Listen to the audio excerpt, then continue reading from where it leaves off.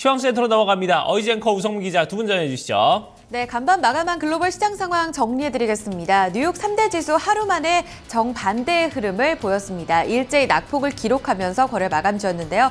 재차 발목을 잡고 있는 미국의 금리 인상 우려와 함께 유가 급락이 이날 악재였습니다. 먼저 3대 지수 마감가입니다.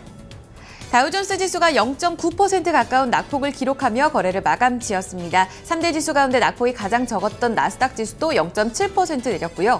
S&P 500 지수는 1% 넘게 밀리면서 2100선을 재차 하회했습니다. 3대 지수 가운데 다우존스 지수 하루 동안의 양상 보겠습니다. 일단 어제 분위기가 상당히 좋았었는데요. 이에 따른 차익 실현 매물이 쏟아지면서 장 초반부터 약보합권에서 출발했습니다. 하지만 낙폭이 크진 않았는데 후반으로 갈수록 하락폭을 점차 키우면서 시가가 고가로 만드는 양상이 이어졌습니다. 이날 악재가 뭐였을까? 일단은 지표가 긍정적으로 나오게 되면서 금리 인상에 대한 우려감이 점차 커지고 있습니다. 이날 발표가 됐었던 비농업 부문 생산성 2.2% 증가로 예상에 부합한 결과를 나타냈고요. 비농업 부문의 ADP 민간 고용 같은 경우에도 21만 7천 명으로 예상치를 상회한 결과를 보여줬습니다. 이렇게 되면서 고용시장의 회복세가 다시 한번 확인이 됐고 이제 4일에 발표될 지난달 고용지표에 대한 기대감도 다시금 커져 있는 상황입니다. 이런 가운데서 옐런 의장의 연설도 한몫했습니다. 금리 인상을 늦추는 것은 오히려 미국 경제에 좋지 못하다. 그리고 금리를 올릴 만큼 미국 경제가 양호하다는 판단을 내렸습니다. 또 반대로 현재 우려되는 달러 강세가 내년까지 지속이 될 경우에는 이를 용인하지만은 않겠다라는 입장을 보이면서 시장을 안도시키기도 했는데요.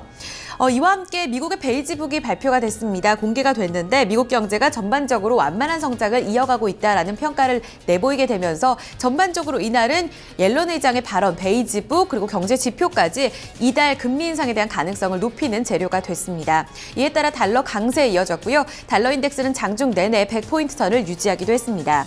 하지만 이 같은 움직임이 지수의 낙폭을 키우진 않았습니다. 오히려 장 막판에 지수를 끌어내렸던 것은 바로 에너지 섹터들의 매물 출회였는데요. 이날 국제 유가가 달러 강세 영향 그리고 오펙에서 산유량이 동결될 것이다라는 강한 전망이 쏟아지게 되면서 4%나 급락했습니다. 이 영향 강하게 받으면서 저점으로 끌어내리는 역할을 했고요. 다우존스 지수는 종가상으로 17,730포인트 선을 하회하며 거래 마감 짓고 있습니다. S&P 500 지수로 넘어가 보겠습니다. 역시 비슷한 움직임이었습니다. 전강 후약의 패턴으로 저점 낮추면서 거래를 마감 짓는 모습이었습니다. 전날과 정반대로 대형주 전업종이 모두 하락하는 양상이 이어졌고요. 말씀드린 대로 유가 급락에 따라서 에너지 업종 지수가 3%의 낙폭을 기록했다는 점 지수에 부담이 됐습니다. 그 밖에도 자본재 섹터나 유틸리티 그리고 IT 섹터까지 일제히 낙폭을 기록했고요. S&P 500 지수 같은 경우에는 1% 넘게 밀리면서 재차 2080선, 2100선 하회했습니다. 나스닥 지수로 넘어가 보겠습니다. 3대 지수 가운데서는 낙폭이 그나마 가장 적었다고 볼 수가 있겠습니다. 바이오 종목들이 이날 장에서 큰 폭으로 밀렸고 또 대형 전통 IT 기술주들이 많이 밀렸는데요. 그럼에도 불구하고 하단을 지지했던 역할을 했던 거는 바로 인터넷 종목들이었습니다. 아마존, 구글, 넷플릭스 장중에 최고가를 쓰기도 했고요. 또 야후 역시 이날 강하게 올라서면서 지수 전반적으로 하단을 지지해줬습니다. 나스닥 지수는 0.64% 내리면서 5,123포인트 선으로 마감가를 형성하고 있습니다. 3대 지수 낙폭 기록한 채 거래 마감지었습니다. 재차 금리 인상에 대한 우려감, 유가 급락 상당한 악재였는데요. 자세한 내용도 외신 통해 듣겠습니다. 우성문 기자 살펴주시죠. 네, 간밤 뉴욕 증시에 영향 미쳤던 소식들 외신 통해 함께 살펴보겠습니다. 앞서 들으신 것처럼 이날 시장에 가장 큰 관심을 끌었던 것은 바로 자넷 옐런 연준 의장의 연설이었는데요. 옐런 의장은 12월 금리 인상을 지지하면서도 앞으로 나오는 경제 지표를 지켜보겠다는 다소 애매한 발언을 하면서 시장에 실망감을 안겨줬습니다. USA Today 통해 자세한 소식 함께 살펴보시죠. Fed's Yellen, economy is ready for rate hike. 현지 시간으로 어제 USA Today에 따르면 이날 워싱턴에서 열린 이코노미 클럽에서 연설을 가진 옐런 의장은 미국 경제에 대해서 낙관적으로 평가를 했습니다. 먼저 미국의 고용시장에 대해서 실업률이 지난 2009년에 10%에서 5%까지 떨어지며 양호한 모습을 보이고 있다라고 평가를 했고요. 인플레이션과 관련해서는 현재 낮은 수준을 이어가고 있긴 하지만 장기적으로는 연준의 목표치인 2%에 도달할 수 있을 것이라고 말했습니다. 이와 함께 옐런 의장은 현재 이 수출에서는 둔화세가 나타나고 있기는 하지만 미국의 소비 지출이 개선되고 있고 전반적인 내수 경제도 견고한 모습을 보이고 있다라고 평가를 했습니다. 이렇게 미국 경제를 낙관적으로 평가하면서 여기까지만 듣는다면 거의 12월 금리 인상을 확신하는 발언으로 들을 수가 있는데요. 이와 함께 옐런 의장은 금리 인상을 너무 미루게 된다면 오히려 시장의 악재가 될 수 있다고 덧붙였습니다. 하지만 이와 함께 FOMC 회의 전까지 경제 지표를 지켜볼 것이라는 발언을 했는데요. 또한 금리 인상 시기는 경제 지표에 달려 있다고 강조하기도 했습니다. 따라서 오는 금요일에 발표될 비농업 부문의 이 11월 고용 지표에 더욱 관심이 쏠리고 있는데요. 다만 옐런 의장이 12월 금리 인상 가능성을 시사하긴 했지만 더욱 강력한 힌트를 기대했던 투자자들에게는 발언이 실망스러웠다는 평가도 나오고 있다고 USA 투데이는 덧붙였습니다. 이날 국제유가가 급락한 건 역시 증시에 악영향을 미쳤습니다. 이 WTI 같은 경우에는 배럴당 40달러 선이 붕괴되는 모습이 보였는데요. CNBC 통해 자세한 소식 함께 살펴보겠습니다. Oil ends below $40 a barrel for first time since August 26. 현지 시간으로 어제 CNBC에 따르면 뉴욕 상하거래소에서 서부 텍사스산 원유, 이 WTI는 4.6% 급락하면서 40달러가 붕괴되는 모습이 나타났습니다. 39달러 94센트의 거래가 마감된 것인데요. 이 브렌트유 같은 경우에도 4.4% 급락하면서 6년 8개월 만에 가장 낮은 수준을 기록했습니다. 이날 원유 재고가 급등했다는 소식이 악재로 작용했는데요.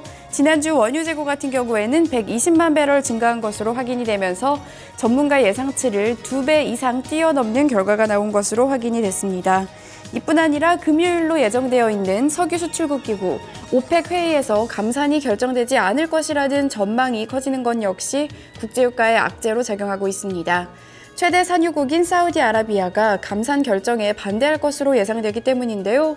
실제로 지난 1일 CNBC의 설문조사에 따르면 원유 시장 전문가 24명 중 100% 모두가 감산이 없을 것이라고 발표했습니다. 따라서 앞으로 국제유가 전망도 밝지 않다는 지적인데요.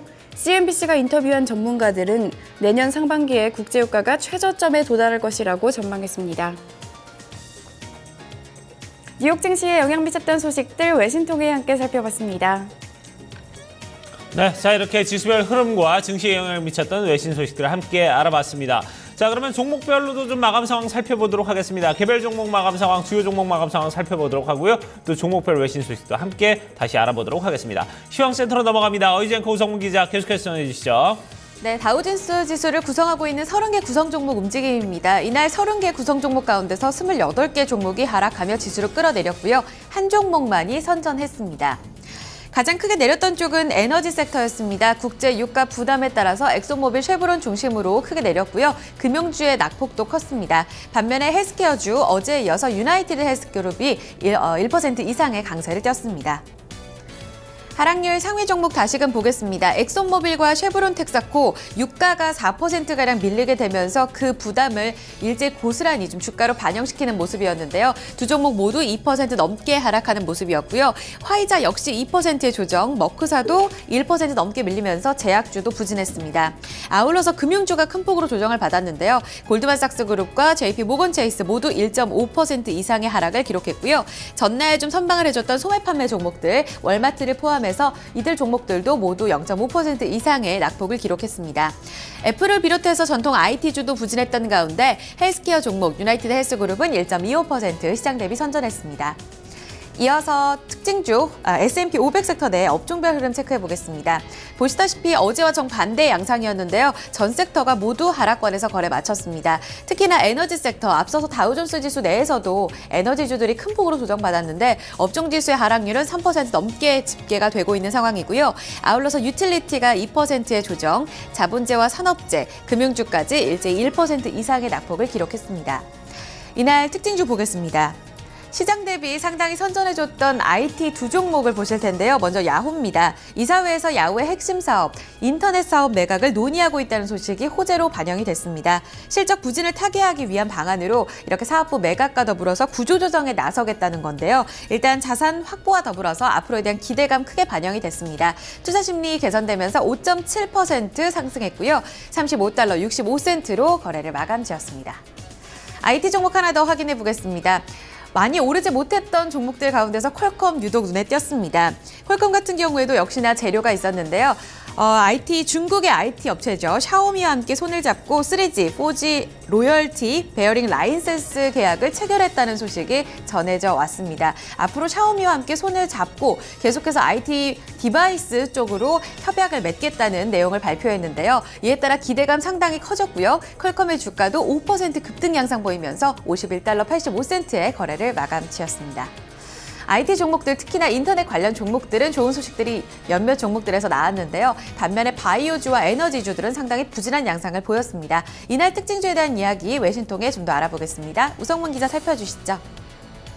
네, 종목 주요 소식 외신통해 함께 살펴보겠습니다. 앞서 들으신 대로 이날 야후의 주가가 급등했는데요. 바로 야후가 이사회에서 이 핵심 사업을 매각하는 것을 논의하고 있다는 소식 때문이었습니다. CNBC 톡의 자세한 소식 함께 살펴보시죠. Yahoo's board debates selling core businesses. 현지 시간으로 어제 CNBC에 따르면 오늘과 내일 야후는 이틀간에 걸친 이사회 회의를 갖는데요. 이 이사회 회의에서 야후의 핵심 사업 부문을 매각하는 것을 토론 중이라는 보도가 나왔습니다. 이 핵심 사업으로는 알리바바를 매각하거나 혹은 이 온라인 사업 부문을 매각할 것이라는 전망이 나오고 있는데요. 최근 다수의 야후 주주들이 야후의 이와 같은 방안을 요구해 왔기 때문입니다. 야후는 최근 구글과 마이크로소프트 등 경쟁 회사들에 밀려서 실적 부진으로 고전하고 있기 때문인데요. 일각에서는 올해 임기 4년째를 맞은 마리사 메이어 야후 CEO의 퇴출 가능성까지 보도되고 있는 상황입니다. 실제로 야후의 주가는 올해 들어서만 35%나 급락했습니다. 다만 CNBC는 현재 야후의 인터넷 사업이 어려움을 겪고 있고 경쟁이 매우 치열한 만큼 매수하려고 나서는 회사가 많지 않을 것이라고 지적했는데요. 다른 외신들은 사모펀드들이 관심을 가질 수도 있다고 덧붙였습니다. 이 소식이 전해지면서 이날 야후의 주가는 5.7% 급등했습니다. 네, 이날 60% 넘게 폭락한 기업도 있습니다. 바로 약물 개발 회사인 자프겐인데요. 이 비만 치료제 임상시험에서 두 번째 사망자가 발생했다는 소식이 전해지면서 주가는 그야말로 폭락했습니다. CNBC 톡의 자세한 소식 함께 살펴보시죠. Zafgen skipped 60% after second death in obesity drug trial. 현지 시간으로 어제 CNBC에 따르면 이 자프겐의 비만 치료제 임상 실험 중 두 번째 사망자가 발생한 것으로 확인이 됐습니다. 이 두 번째 사망자의 사망 원인은 폐 동맥이 막힌 것으로 확인이 됐는데요. 이 지난 10월에도 한 명의 사망자가 발생한 적이 있습니다. 이 자프겐이 치료하고 있는 이 희귀성 유전성 섭식상의 질환인 프러더-윌리 증후군 치료대로 개발되고 있는 약물인데요. 벨로라닙이라고 불리는 약물입니다. 이 약품 같은 경우에는 임상실험이 지난 10월부터 시작됐고 전문가들에 의해 수행된 모든 안전성 테스트를 통과했지만 사망자가 2명이나 발생한 것인데요.